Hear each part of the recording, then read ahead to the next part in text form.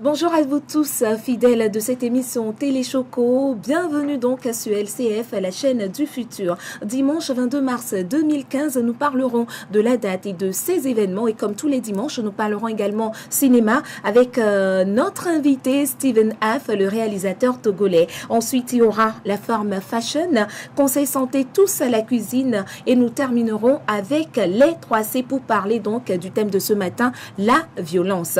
Mesdames et messieurs, merci de nous choisir. Encore une fois, bienvenue dans Téléchoco.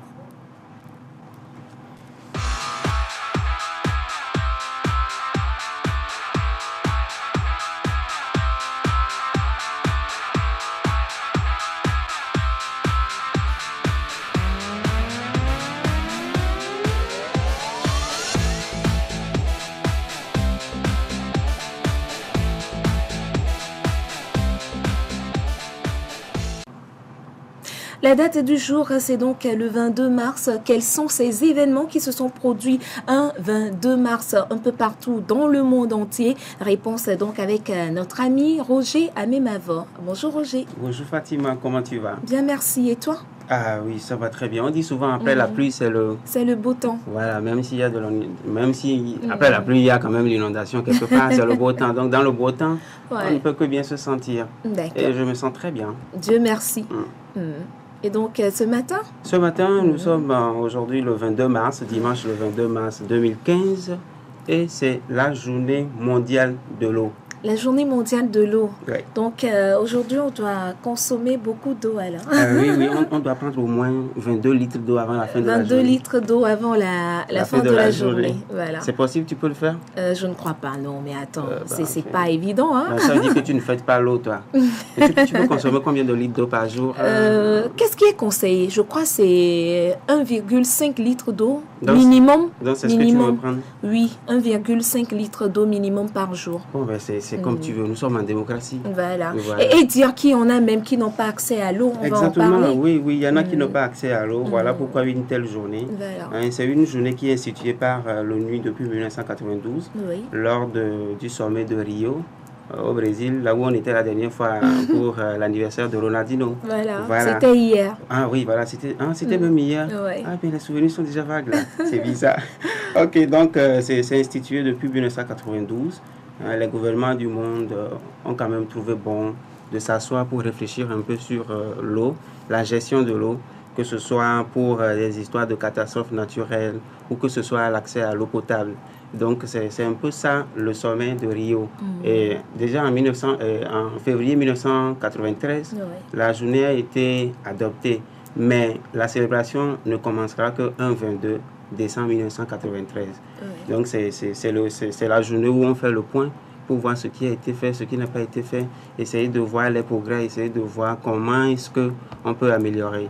Nous sommes dans un monde aujourd'hui où l'histoire de pénurie d'eau est vraiment un problème. Hein. Peut-être nous autres qui sommes en ville, ou bien toi et moi, on ne sent pas tellement cette histoire de pénurie d'eau.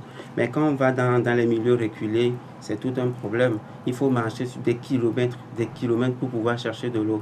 Et bon, des fois, à défaut de marcher sur des kilomètres, tu es obligé de faire avec. Faire avec, c'est quoi? Et bon, voilà, c'est prendre tout ce que tu trouves. Oh là là. Prendre tout ce qu'on trouve, si c'est l'eau de rivière. Même si c'est l'eau de rivière, tu prends quoi? C'est-à-dire que tu n'as pas le choix. On dit souvent chez nous, parce que forcément, on a besoin d'eau pour. C'est la denrée, la première nécessité. On ne peut pas passer une journée sans boire, puisqu'on a besoin de l'eau pour préparer également, pour boire. Vraiment, c'est un besoin vital, quoi. C'est un besoin vital, on en a besoin. On en a besoin vraiment. Et je crois que dans cette logique, il y a même notre gouvernement qui a créé un ministère pour l'eau, un ministère de l'eau, qui essaie quand même de faire de son mieux. C'est vrai que... Aujourd'hui, c'est le ministère de l'équipement rural qui s'occupe un peu du secteur de l'eau. Du secteur de l'eau. On procède à la construction des puits, au niveau des villages, et surtout en ville, et même dans certains villages, essayer de canaliser les eaux, parce que je viens de parler tout à l'heure d'après la pluie, c'est le beau temps. Mais ce n'est pas toujours évident dans certains quartiers. Après la pluie, moi je dis finalement c'est l'inondation. Donc ce n'est plus tellement le beau temps. Et ces ministères-là sont en train de travailler là-dessus pour que nous puissions d'abord avoir accès à l'eau potable et aussi arriver à gérer les eaux, pour les eaux des pluies et puis tout. Maintenant, pour pouvoir comprendre au fait l'ampleur que cela a, la nécessité d'avoir une journée pour l'eau, nous avons quand même essayé de trouver une vidéo pour montrer aux gens la nécessité, c'est-à-dire quand on parle de pénurie d'eau, que les gens essayent quand même de comprendre ce dont on parle. On va suivre une vidéo, photo qu'on a trouvée, et on revient. D'accord. Voilà.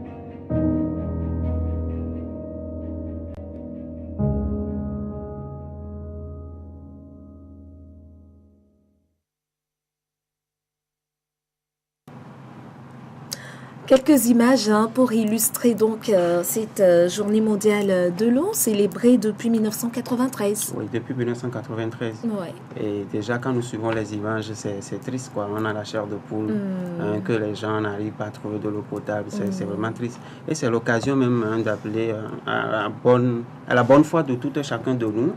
Il y a des comportements que nous adoptons aujourd'hui. C'est vrai.